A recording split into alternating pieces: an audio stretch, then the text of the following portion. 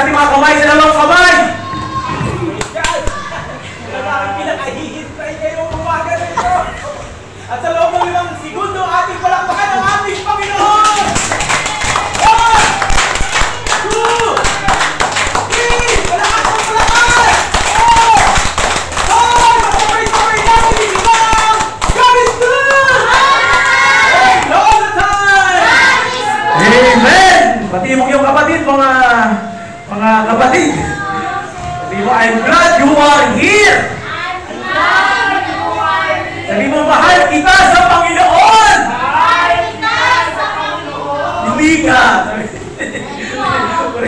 So, napakabuti ng ating Panginoon. Talagang biglang naglaho na namang ating speaker para sa linggo. Talagang umiiyak pa naman kayo ng umaga. Pastor, baka meron ka diyang baon. Sabi niya, tutugtog na ako. Hindi rin tumugtog. Praise God. Miho, wala rin na Miho. We're waiting for you. Praise God. Hallelujah. Kasi minsan nating pamilya nawawala rin. Yung pamilyang Jordan. Nasaan ka na? Pamilyang Jordan. Praise God.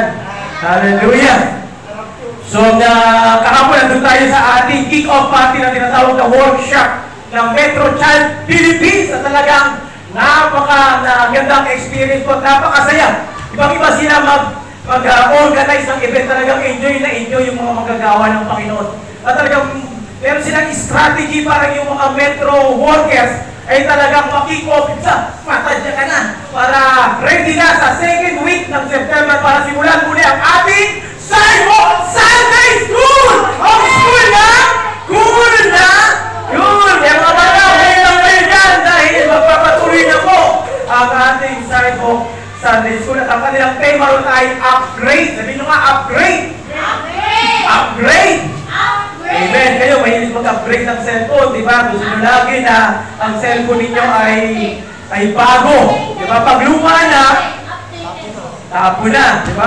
At pag maliit na yung memory, ay talagang bibili ng cellphone na mas malaki yung storage. Para tayong kinagaan dyan ng mga ng mga gumagawa ng cellphone, no?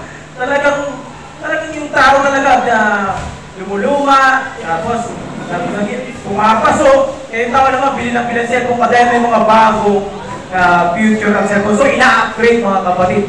Kasi ang tema nyo, upgrade.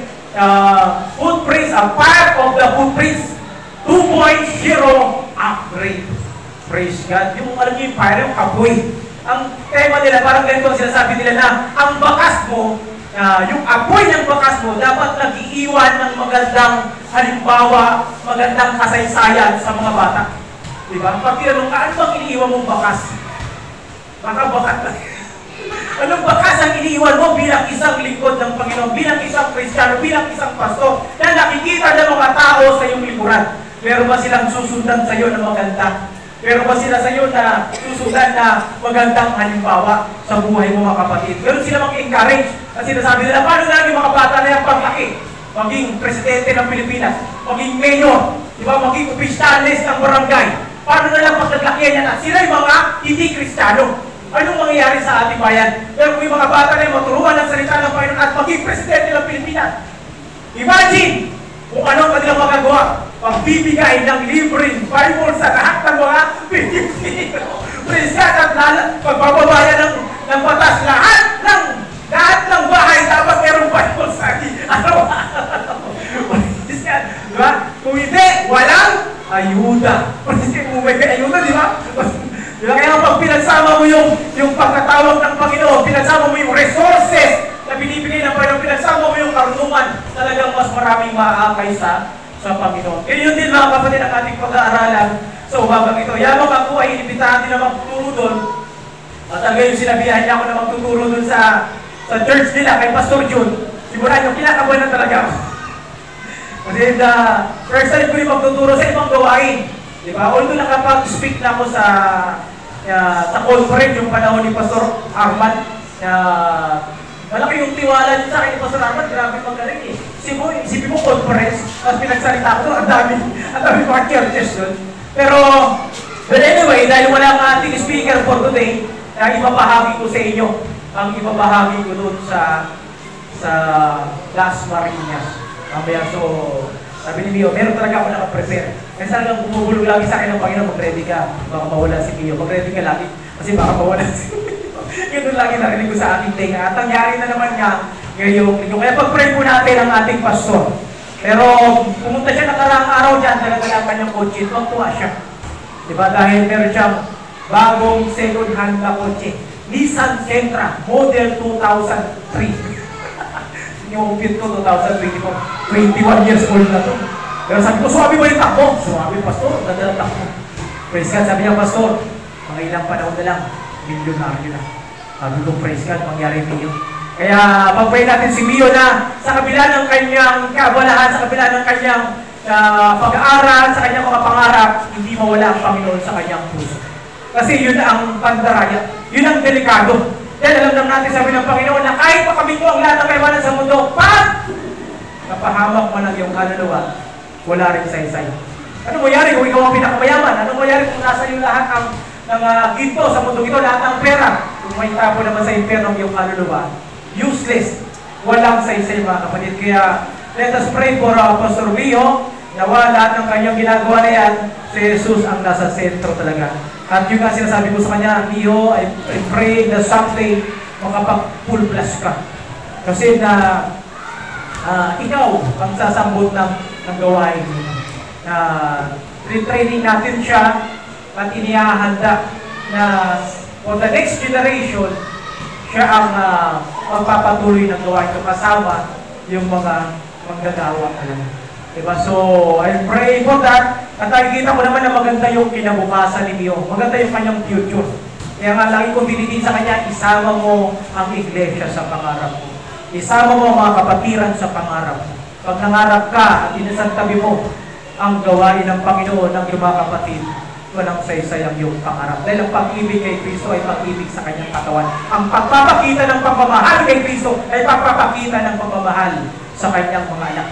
Di mo mapansin nyo, lagi sinasabi ng Apostol Pablo, dalawang bagay lagi niyang binabanggit pag sumulat siya sa mga iglesia.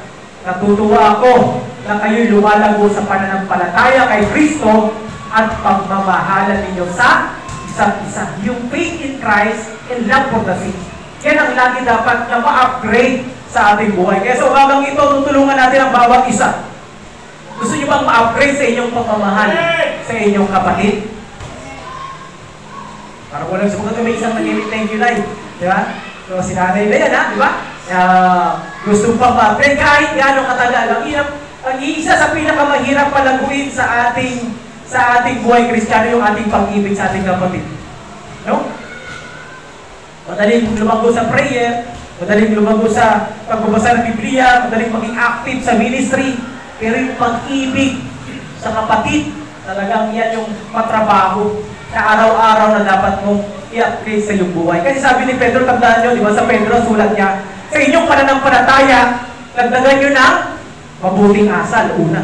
Sa inyong mabuting asal, dagdagan ninyo ng kaalaman. Sa inyong kaalaman, dagdagan nyo ng pagpipigil sa sarili. Sa inyong pagpipigil sa sarili, dagdagan nyo ng katatagan.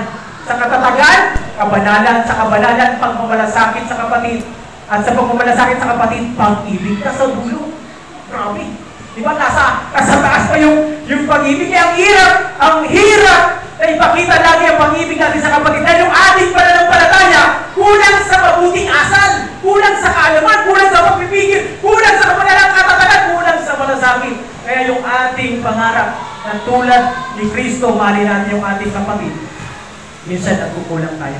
Pero sa binasa natin teksto kanina, di ba sabi ng Panginoon sa John chapter 13 verse 34, ang sabi po ng mga kapatid, buksan niyo ang inyong mga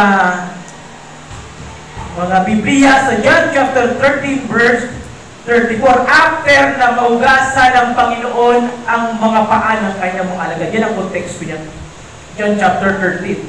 At sabi rito, na binasa ni Hana, isang bagong utos ang ibinibigay ko sa inyo ngayon, magmahalan kayo. Kung paano ko kayo minahal, gayon din naman magmahalan kayo. Kung kayo'y may pagmamahal sa isa't isa, makikilala ng lahat na kayo'y mga alagad ko. Pagpasa ka dyan, Sister Che, sa iyong So yung